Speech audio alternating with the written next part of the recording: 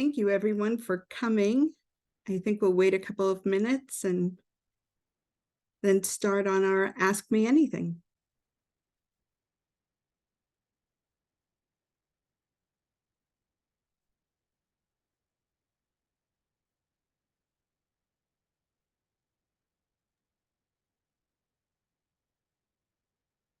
Hey, Jane, can we ask the people who are joining to tell us where they're coming in from in the comments? I'd love to I hear think where that's a great everybody's idea. from. Hit us up and let us know where you're coming from today.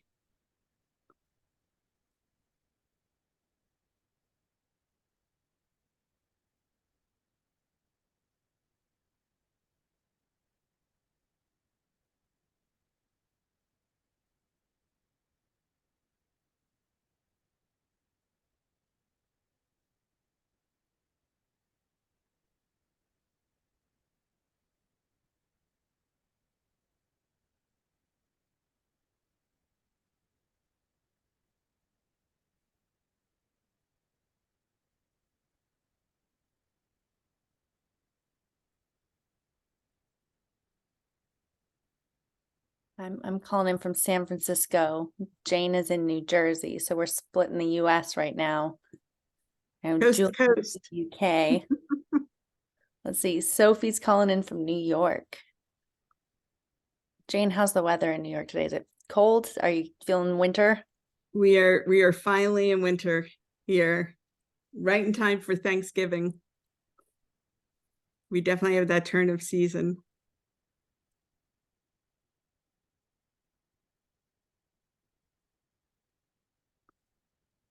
Oh, let's see, Leanne's calling in from Edinburgh. That's awesome. Definitely feeling winter there, I'm sure, Leanne.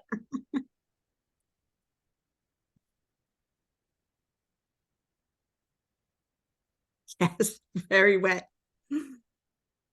Get those sweaters out. It's time to heat them up. Okay, I think we'll wait till 1:05 and then get started.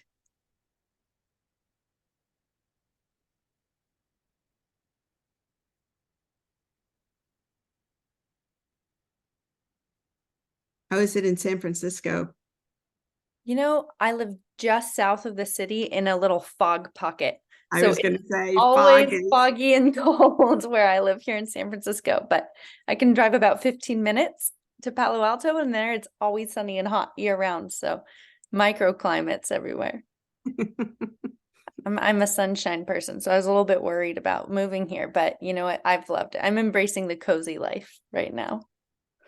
It's a better excuse to get more work done too. There's less distractions when it's cold outside. I tell you, the dream thing, my dream is a fireplace. That is my next move. Yes. I've got one in my house and I love it. It's pretty cozy. That's the dream. All right, one more minute, everyone.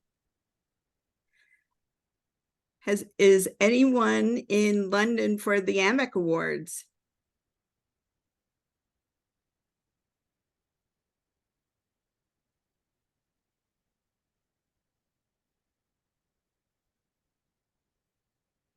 Not in London. Hey, I guess, sadly not.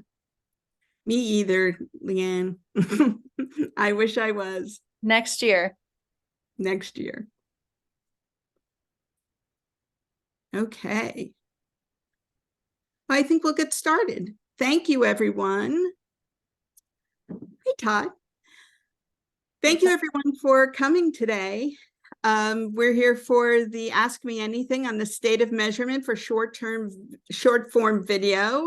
We're going to have a discussion in the age of TikTok and generative AI.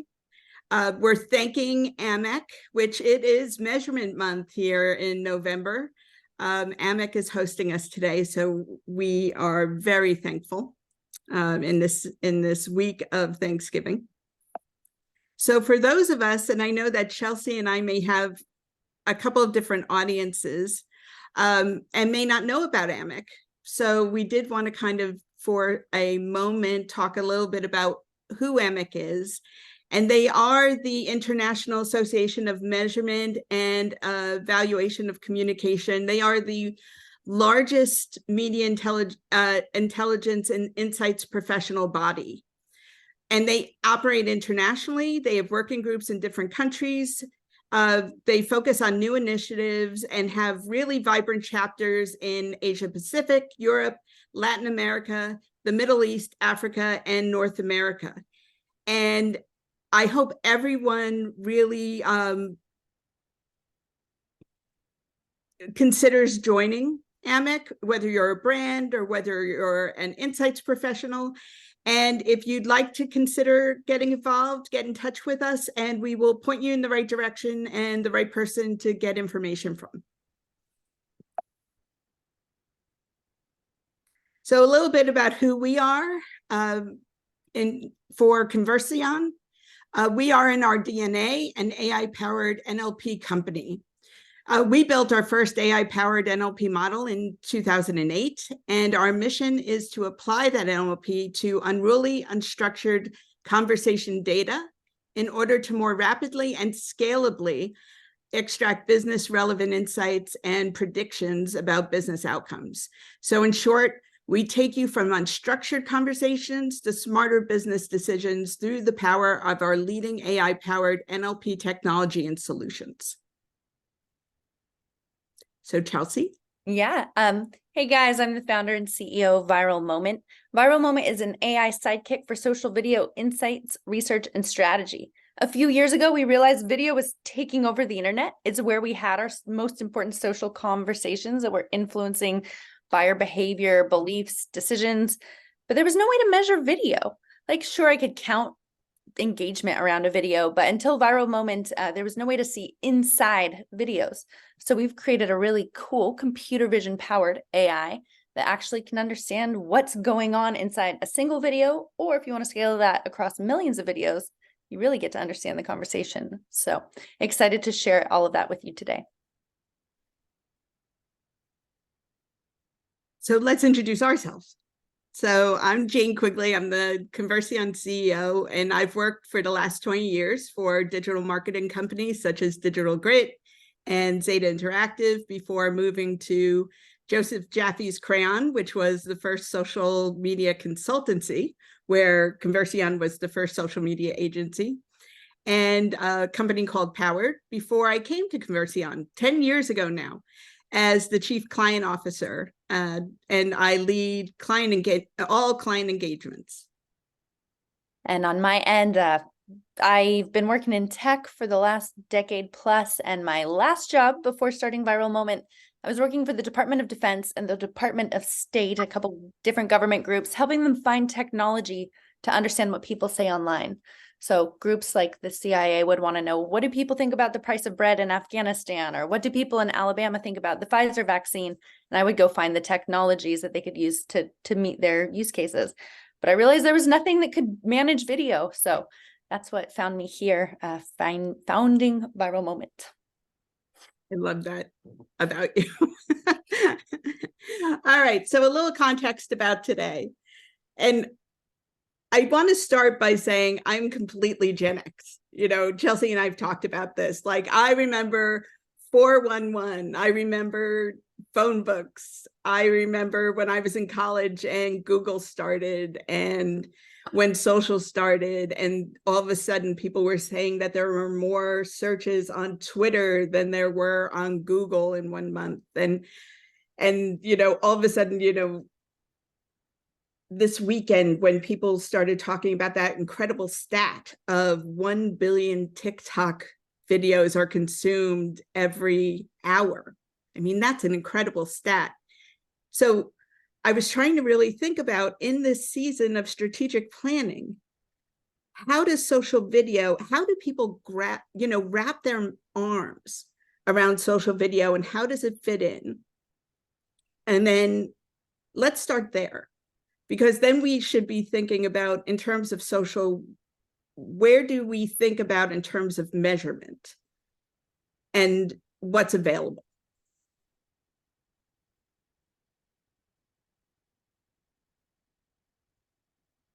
And Jane, I think one of the most powerful things here and powerful dynamics is like people haven't tackled it. The world is changing so fast. And right now it's just this kind of scary, hazy place for a lot of brands. Like videos coming, videos here. I hear every day on calls, it's a black box. It's a place that, you know, I don't feel like I have any visibility and people are flying blind, which is okay. But how do you make a good strategy and how do you spend budget well and how do you protect your brand in a world where, you know, there's a black box? It's feels impossible. Oh, are you there? Yep, I'm here. Sorry. Yes. So,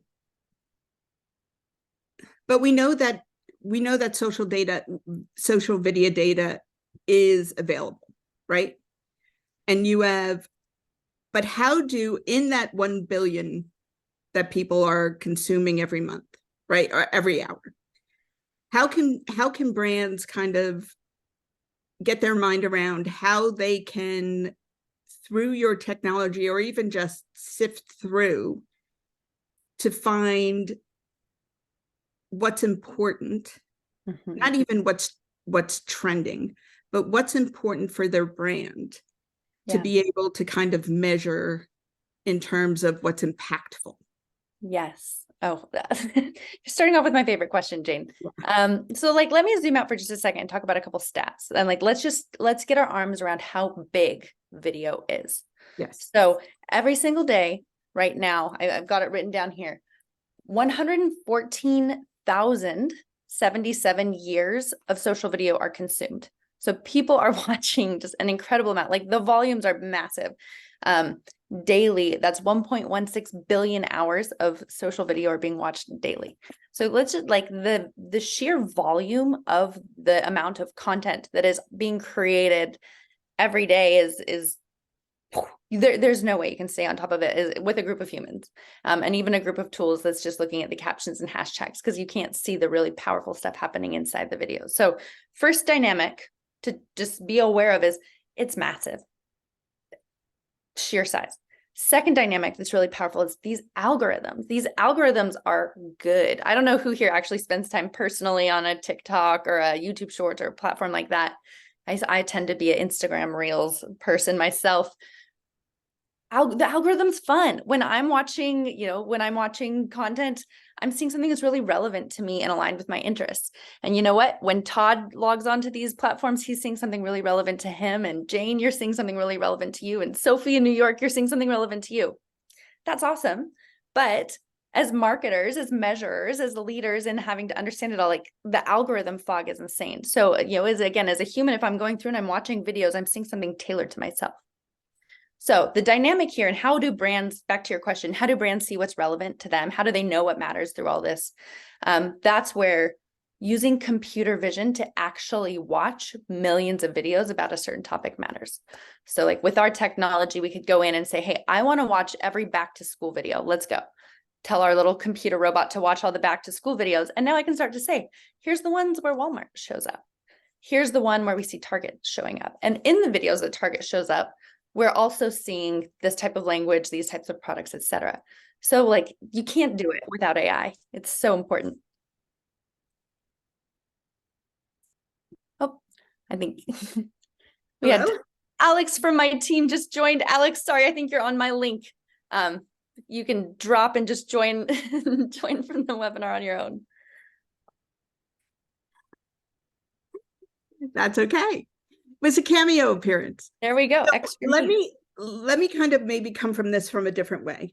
So for someone who is in social listening right now from a brand, right, and they are looking at their comprehensive kind of text analytics, they are looking at their measurement program going into 2024, right? And they are looking, they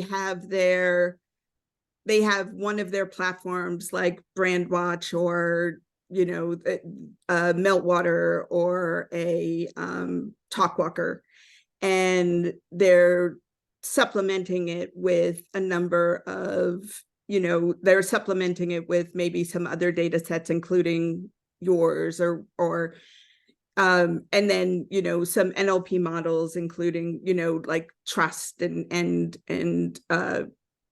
ESG, they're looking for things like reputational impact and sustainability, really building those kind of programs. How do they take that data? Like, what are the things, and looking at all of that data, is there a way to really manage the data in those videos to be able to use that data in those programs to be able to analyze the impact on reputation, on sustainability, in a way, not just for the immediacy, but maybe even historically? Yes. And yeah. Well, one of the things also I want to touch on, the whole point of this webinar is social video. It's a whole new kind of data. And that's something we need to also reflect on. So text is important, and we've really figured it out, right? The industry has been working on text for a while. So we have some great models and things like that can understand text. But Jane, you and me and everyone on this call, we're pioneering. We're like, there's this whole new data source. And if a picture's worth 1,000 words, a video's worth a couple million, now we've got a lot more things going on. A tweet might have, or I don't know what we call tweets on X these days, but it might have like so many letters, and that's great. But in a video, we're thinking there's things versus time. There's objects on screen. We've got captions. We have an audio transcript. We might have text on screen. Besides that, maybe I'm wearing a shirt that has text, or there's text on the store. Whoa, this is different. This is really different. And so we need different and powerful tools and strategies that help us to start to parse this.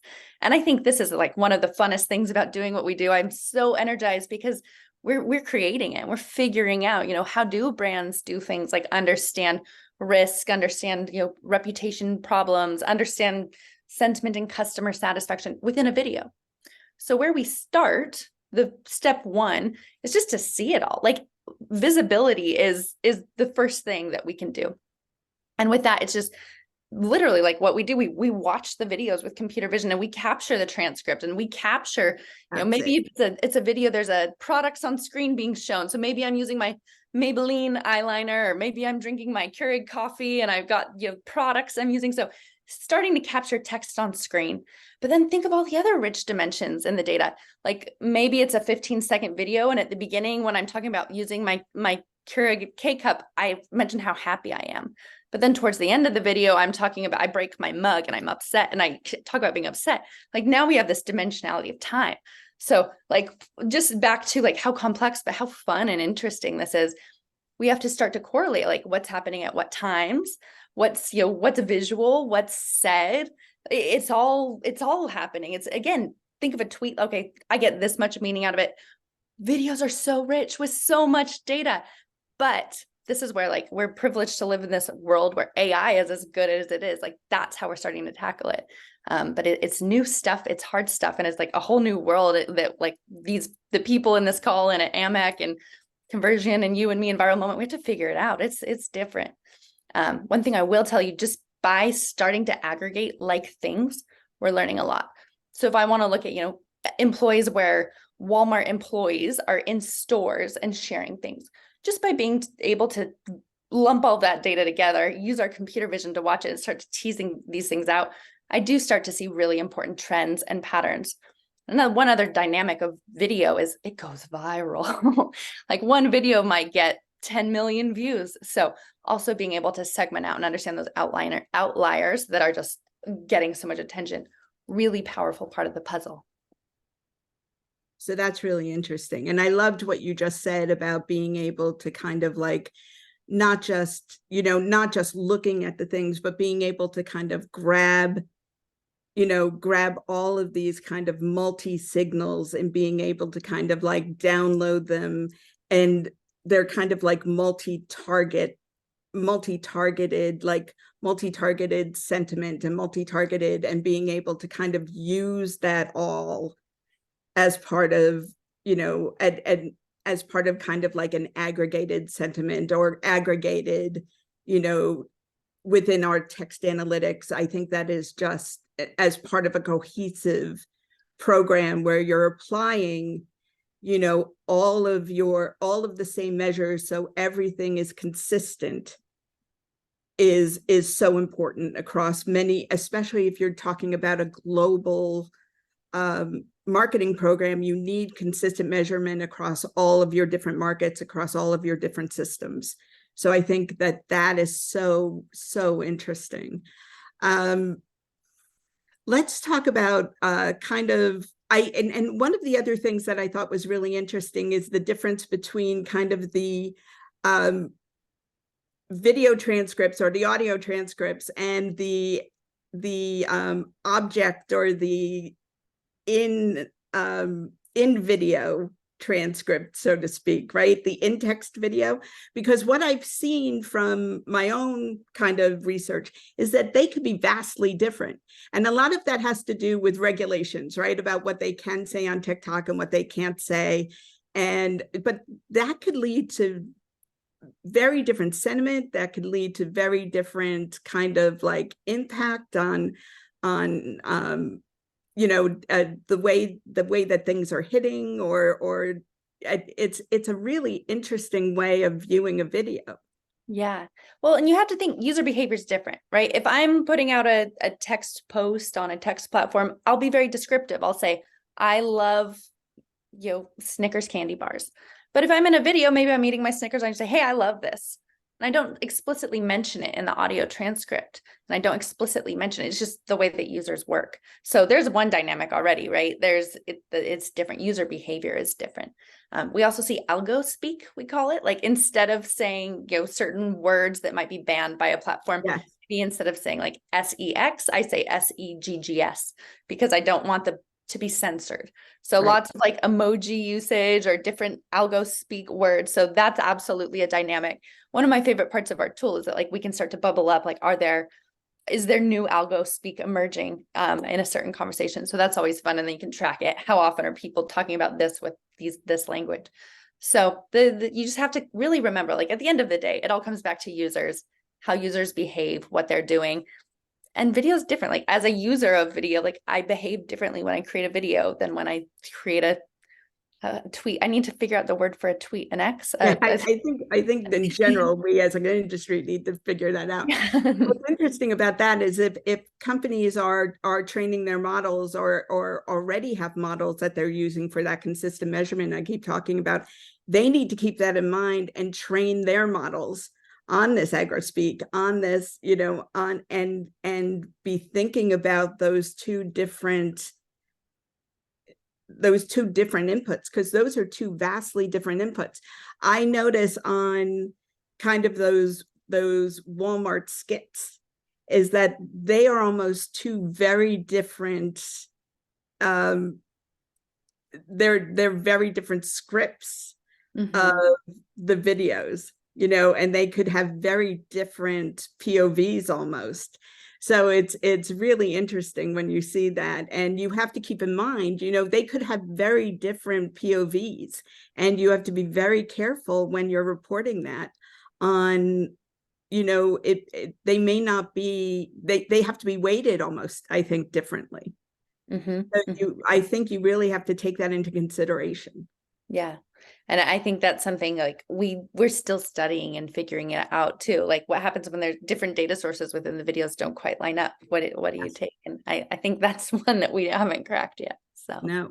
And can I ask you the difference between what you're seeing from TikTok and YouTube Shorts? Are you seeing a difference? I know that a lot of creators and we'll get to Alex, we'll get that in a second. Are you seeing a lot of difference between content from TikTok and YouTube Shorts right now? Because I know that a lot of creators are being encouraged to bring content to YouTube Shorts in light of the fact that, TikTok may be censored or... Yeah, honestly, I think we're still seeing that TikTok has been a dominant player, and TikTok is still like the number one place where people go to have most conversations. So TikTok volume is way bigger.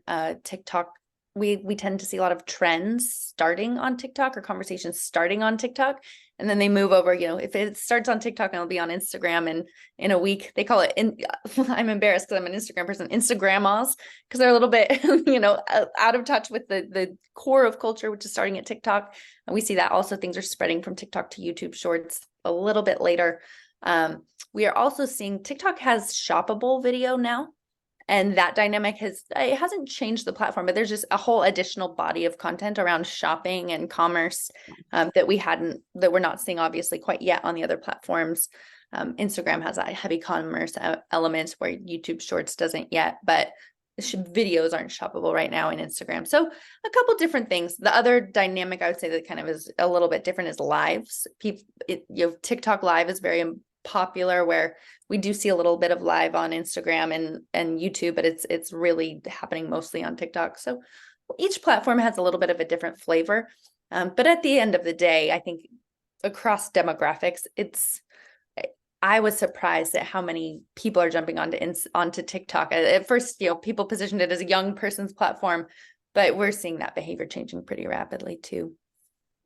I know that, and Alex, I promise we're getting to you. I did want to mention one thing. I know that, you have, I know that you have TikTok shop data. I know that Meta and Amazon just announced that they have that partnership where you're going to be able for Q4, if you shop on Meta properties and not leave Meta properties for Amazon products. So it's going to be interesting to kind of see how that goes,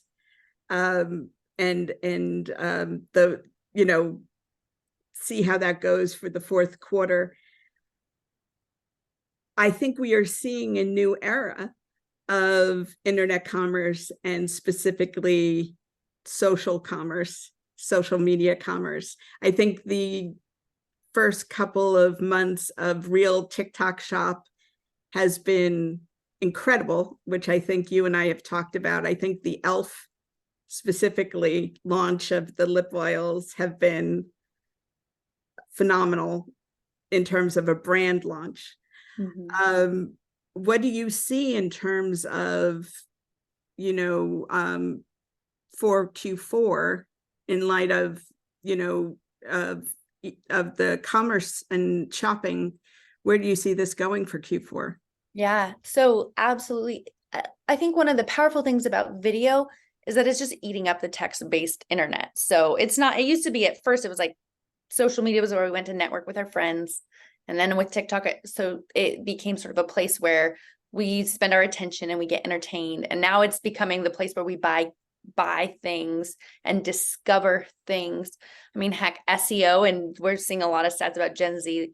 I think 80% of their searches, instead of going to Google, they would just go to TikTok. The other day, I was trying to figure out how to, I needed to open a battery thing for one of my son's toys, and I didn't have a screwdriver. So I went to TikTok. I was like, are there any tips and ways to do this instead of Google? So because we're seeing video replacing all of these behaviors that we used to do in the text-based internet, when we look at Q4, what we're really seeing is like everything that you used to do on the general internet can now be accomplished in video.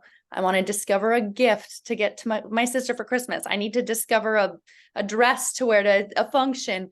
I can just hop over to video to do that. So it's where we're seeing discovery being driven, purchases being driven, connection with friends is it's a little less emphasized now. It's really more about just like, what have I always done when I'd like go to Google or go to accomplish something? How can I now accomplish that in video? So I'm really excited and surprised about how much commerce I'm seeing driven there, but like it's the whole bubble of activity around commerce. We're actually seeing video driving now. I think we're doing a lot of predictive around commerce with tying to outcomes on reputation and sustainability. And I think that Q4 is going to be really, really interesting in terms of that. So let's get to Alex's question about what should companies consider when determining the metrics that they care about on social media? Shares, likes, views, total engagement. How do different metrics matter differently in different situations?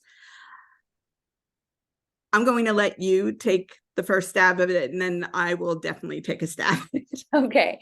Well, and I think that that last operator is critical here in different situations. Yes. Like so the world of social video has so much you could do in it now. Like considering the use case is important. So am I worried about brand reputation? Probably something like mentions, velocity of mentions over time, the sentiment and other keywords and things associated with those mentions. That's where that's what I would want to know if I'm doing a brand safety, brand reputation use case.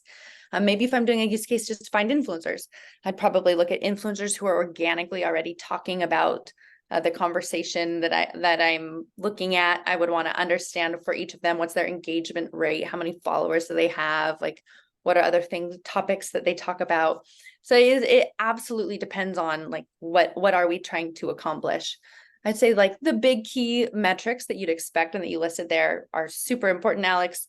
I would also just say, like, as you look inside the video, it begins to unlock this new world of metrics that wasn't possible when you're just looking at the engagement and things like sentiment, topics, volume of brand mentions, products and other brands associated with your brands.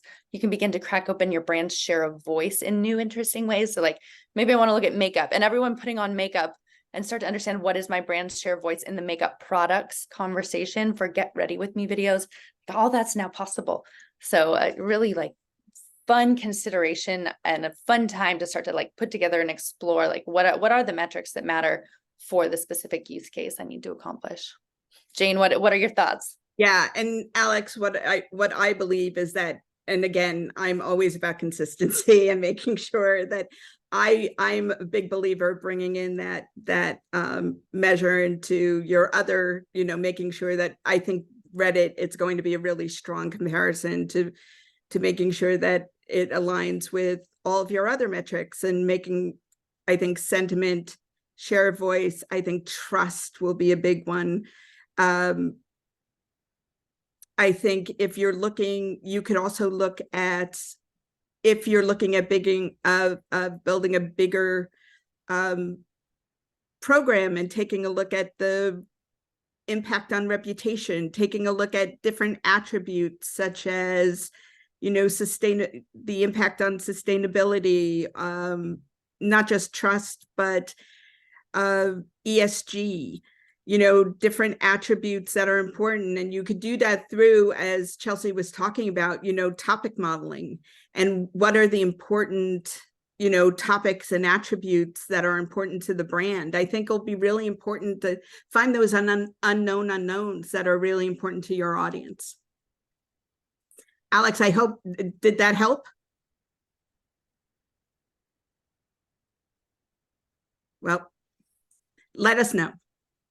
Jane, one other thing I want to throw out there that you just made me think about, finding the unknown unknowns, understanding what's important to your audience. That's one other really powerful thing that you can start to do here with video. There's two dynamics, sort of two things. One is, hey, I want to measure the things I know, right? I want to see what's the count of this? How many mentions are this? What's the share of voice of something? But one of the dynamics we're seeing in social video is that things trend, things explode, things come from out of the blue, whether it's like products and challenger brands that just like all of a sudden go completely viral and take over, the mind share, or concepts or silly trends.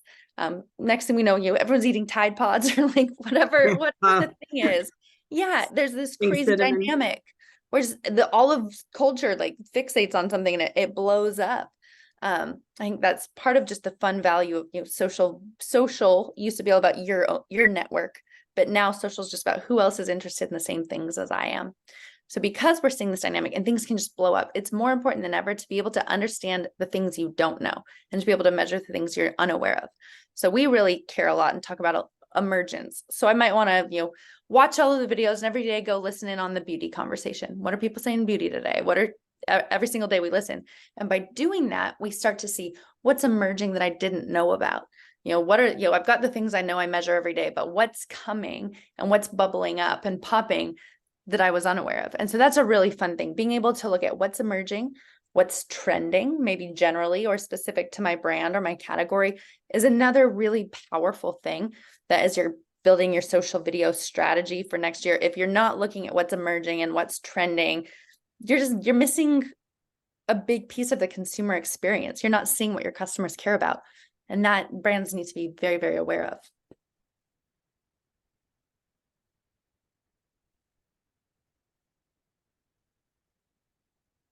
Got a question Yes. coming in. And going more to understanding outtakes, outcomes, and impact on the org, on society and economy. Yes. The other thing is that I also find, and one of the reasons that I also talk about the consistency of measurement across all different platforms and all different inputs, is that video gets shared. It gets shared on X, it gets shared on Meta properties, it gets shared on Reddit, all across all kind of places on Reddit. That's also part of emerging. Like, you also, as part of topic modeling, you want to see where all of that, as part of emerging, you want to see where videos are being shared and how it's being shared and what's being said. Mm-hmm. So I think that is also a really important point of that. Yeah. Okay.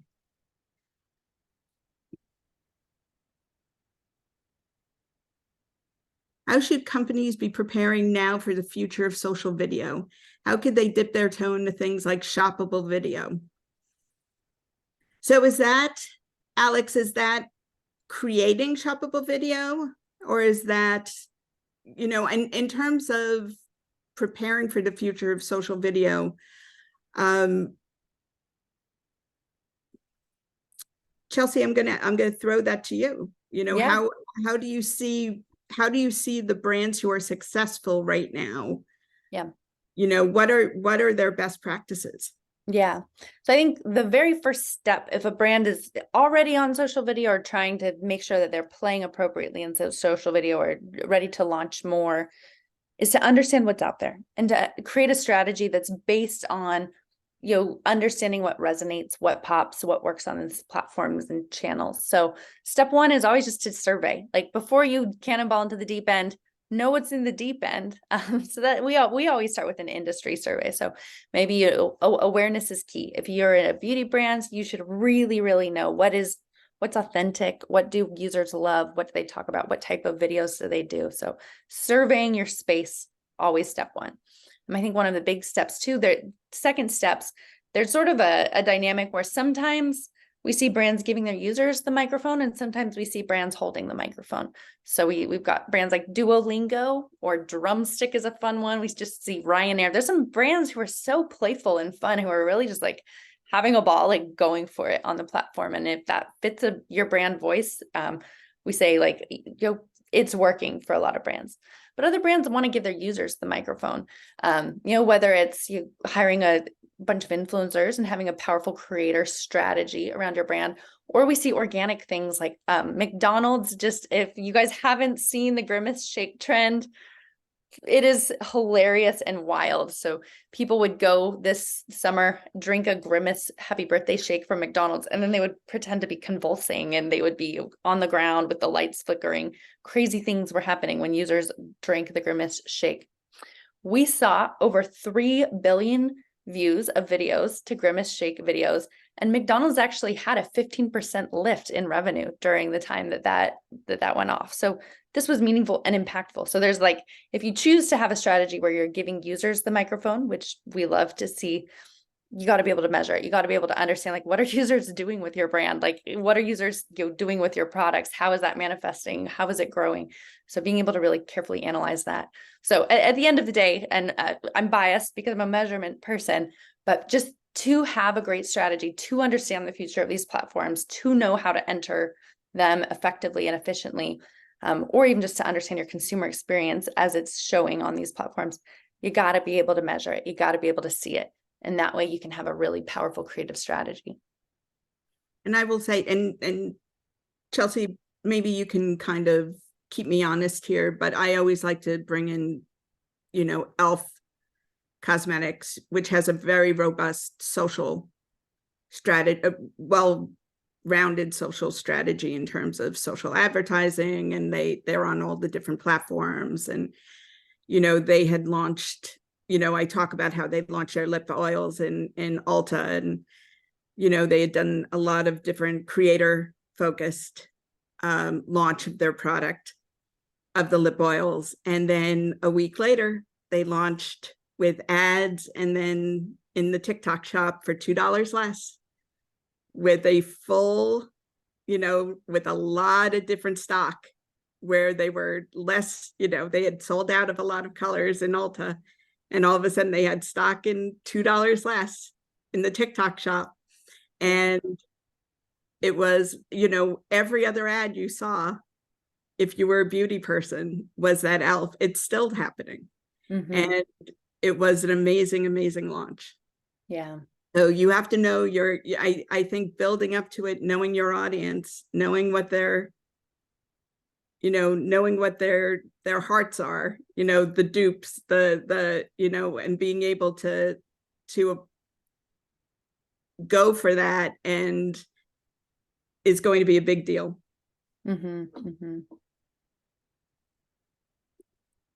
So for Thane, about misinformation and disinformation in social video and the rise of generative AI and synthetic data and the ease of creating visuals, what do you see as ways for brands to monitor such risks to reputation in social video in ways we've not previously done it? I'm so glad that question was asked. I'm so passionate about this, and I think it is so important. Jane, my computer was just lagging. Am I still on? Did you lose me? Yes, you are. Okay, just making sure.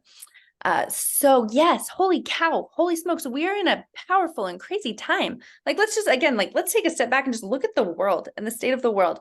Like you said, anyone can hop into Midjourney, Dolly. There's about 50 tools right now that are all pretty similar, where you can create something in video. So it's like when Photoshop first came out and people are like, how will we know if, like, when the president says something, it's real? Like, this is amplified in a massive way right now. Anyone could make a video of, Joe Biden throwing a cat down the stairs, or, my mom coming into, driving her car 1,000 miles down the highway. Whatever the thing is, it is easier than ever for anyone to create massive volumes of video that is not real. This has political implications. And we're already Viral Moment has been looking and watching a lot of conversations about what's happening in the Middle East right now. We also have a brand risk problems, right? Anyone can make a video of a cockroach walking through a coffee shop, or a razor blade in a beer bottle. This is possible, and it's possible at scale. So this drives home that importance of being able to watch inside the video and use computer vision to see what's happening and where your brand is being mentioned inside of as many videos as possible. So this whole field of narrative analytics is, let me just find the narratives about my brand. Let me look at, like, what are all the categories of conversation that are happening right now around CeraVe skincare. Maybe there's like the wonderful organic videos, but maybe there's like tens to hundreds of videos being made that are like showing something that's not true around that brand. That's happening.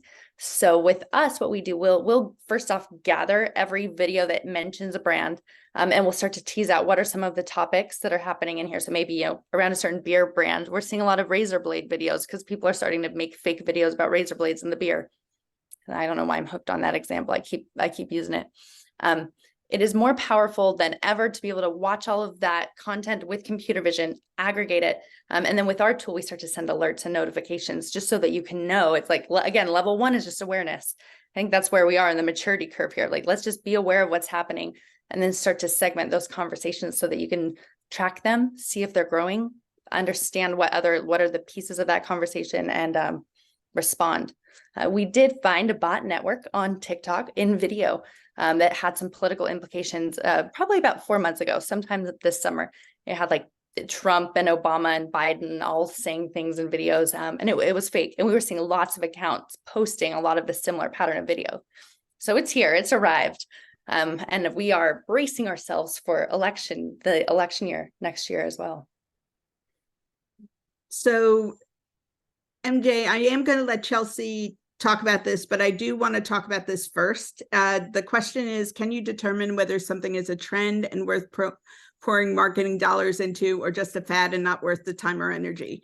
And what I'm going to say is a trend, in order to determine whether something is a trend, is not something that it's something that takes actually a couple of years worth of data in order to actually kind of work through the work that we do and kind of predicting kind of trends versus fads. And it's something we just did a webinar on not too long ago, is something that you need to kind of look back a couple of years in order to do, to see whether something is really, if you could kind of look back and see whether something is a trend versus whether something is, whether, you know, is a fad.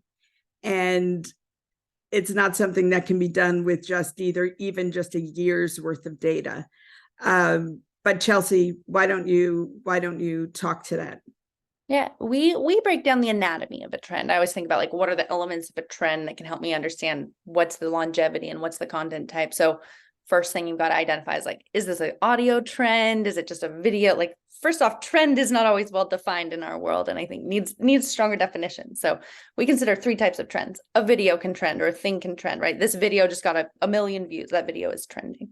The next thing that could trend is a template. So maybe it's everyone's doing a certain dance, or it's a cinnamon challenge, something like that. We can measure and quantify that template.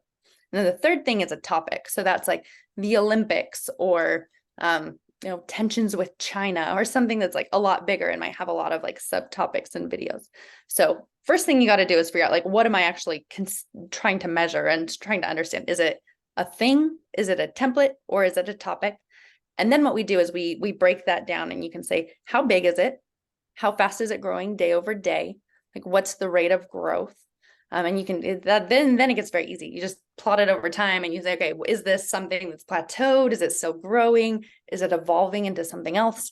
And that can sort of help you understand, is it a trend or a fad? Last thing I'll say is projecting, and projections it's like a really fun time for that stuff too, because you can start to like look out.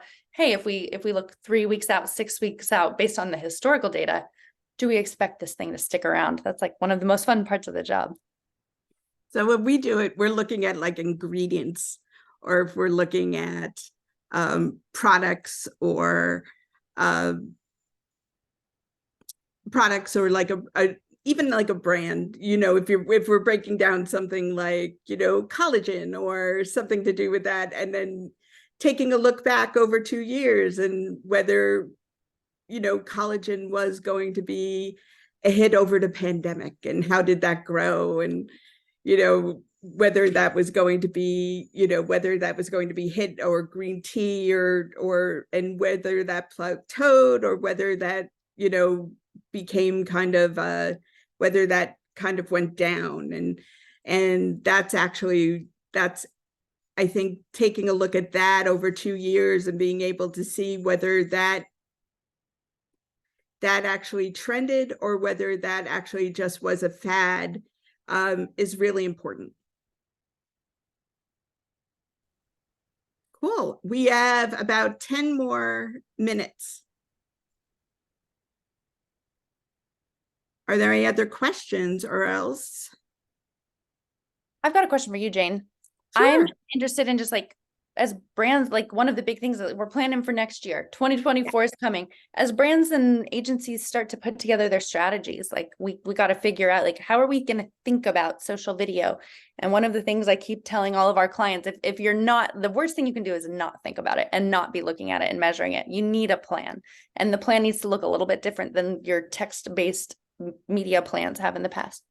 What do you recommend? What are you seeing brands doing that's working? What are you seeing brands doing that excites you? Like, what are the most forward-thinking brands and agencies planning for next year so that they can be successful? Well, I think this year it's included, which I don't think we've done in the past. And it's tough, right? Because TikTok doesn't have that official API. So everyone's scrambling, and I think that's, and there are regulated industries that have a really tough, set of regulations as to what they can include and what they can't include. But for the first time, we can include it. So what we're looking at is, how do we include it in the kind of measurement programs that we have currently? And we're looking at including them in historical data. So we're going back, we're bringing back we're looking, instead of looking at them in 2 years, because for video has a shorter shelf life, right? We're not going to look at video the way that we would look at Twitter for 2 years. We look at video in terms of 6 months. So bringing video in for 6 months and being able to kind of include that in our data lake, and being able to kind of then apply our metrics to it, apply our models to it, clean it up, and being able to kind of then take a look at what 2024 is, and kind of then pull together what our strategy is going to be, which is really going to be interesting. And I think what we're looking at for 24 is reputation. Our clients are very interested in the impact of reputation. This year, a lot of it was sustainability. What we're seeing is innovation replace sustainability. Sustainability is still really important, but I think innovation has replaced that as a secondary. Reputation is really important. We also see a lot of trend work. People are very interested in kind of long-term trends, and but that is the focus of a lot of the measurement programs for next year. Yeah, it's good. That's good stuff. I think we're still figuring out all the powerful ways brands can use this stuff. So as a fellow measurement professional, yes, Tan, do both of you collaborate on projects together? We do. If so, how? So we have a couple of things that are in the works, and there are a couple of different ways that we collaborate together. And there are a couple of ways that we are considering collaborating together. We have mutual clients. And then we also have, that I wish we could talk about, but we can't. And then the other thing that we have is that we are considering working together in terms of putting together some packages with the data and the models. So taking a look at innovation with Chelsea's data and the models that we have that focus on innovation and reputation and ESG and reputation and just different packages. I'll chime in here too. I think the power that Viral Moment brings to the table is we crack open the video. We take the video open, we shake it out on the table, and now you can see it all, and you can see that across time and space. What Jane is the thought leader in, and what Jane is so good at is, I've got a ton of data. How do I bring the power of that together? So Viral Moment has our own front end. We work with partners, obviously, without a partnership with Jane's group and Jane's org. But I think where the 1 + 1 = 5 here is, how do we take the best practices for making sense of everything? And you overlay our ability to make a video make sense, our ability to start to see what's trending, our ability to see the world, and then Jane's ability to make sense of the world. And it's sort of this powerful thing, oh, it's clear. Okay, now I get it. It's in a deck, and the world makes sense. I think that's what I love about working with Jane and her team. All right. Speaking of reputation, how noticeable is the impact of social video on a company's bottom line? Do you have some case studies? What am I missing without social video listening? Yeah. Well, let's look at last year. All right. Yeah. First, Bud Light. So that was a big one. And I don't remember the market cap drop. I want to say it was 29 billion, but I think I'm shooting off the cuff. I gave a talk about it a while back, but it's rusty. But Bud Light is the case study in what can go wrong and how much that can impact your bottom line. One of the first case studies we really saw, it was in 2018 when a gentleman was dragged off of a United Airlines flight. I don't know if you guys remember like the memes around that. United lost $1 billion in market cap. It was like 800 million, so close to $1 billion there. So obviously it depends on like the example and the brand, but we are absolutely seeing like the reputation risk is insane and absolutely ties to your stock price and your bottom line. And it's you B2B brands, B2C brands. There's different ways you can segment it and think about it. But consumers are changing their minds about brands left and right. And never before have people identified so closely with brands as part of their like person and their ethos. So yes, billions of dollars are at stake for reputation risks that can go absolutely viral and gather millions and in some cases billions of eyeballs on platforms like TikTok. Thank you, Todd. The other thing is that, you look at the categories such as beauty and, skin health, and how much of that data, and fashion, and how much of that video that we were talking about with 1 billion TikTok videos per hour is being generated by those categories. And just think about how much of that data you're missing in those categories every day. It's huge. So there are certain categories that I do think that there is a lot of there's a lot of data that you are significantly missing if you are not addressing that as a data source.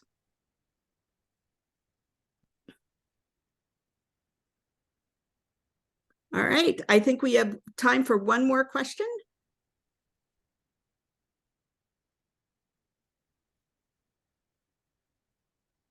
If no one's going to take it, I'll ask the question to you, Jane. What are you most excited about with social video? What am I most excited about? I am excited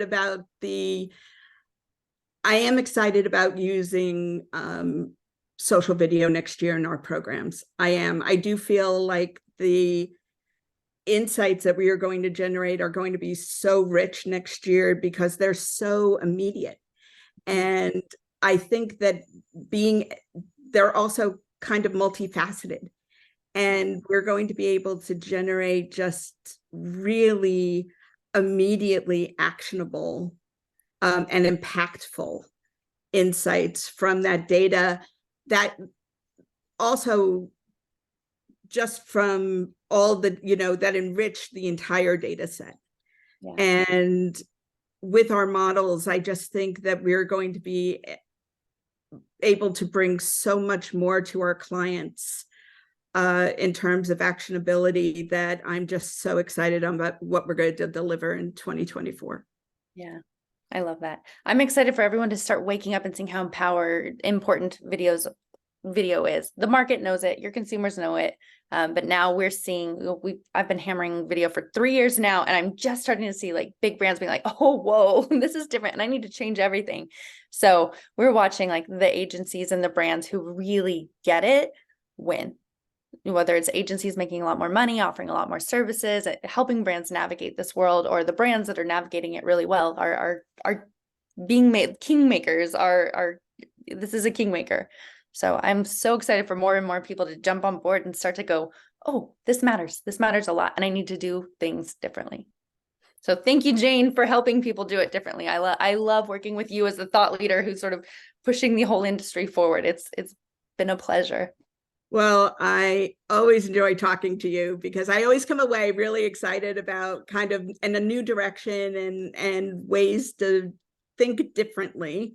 And this has been a case in point. So thank you. And thanks everyone for joining. Thanks for really, engaging. And I'm just so excited about 2024. And thank you, Julie. Thank you, Amec, for having us. Hey, Jane, I'm sharing my email in the chat. I'll let you just share your own, but yes. Happy if anyone in this chat wants to get in touch with us and talk about how we're building the future and what we think the future is looking like and ways to collaborate. Jane and I would both love to talk. All right. Thank you, guys. All right. Thank you.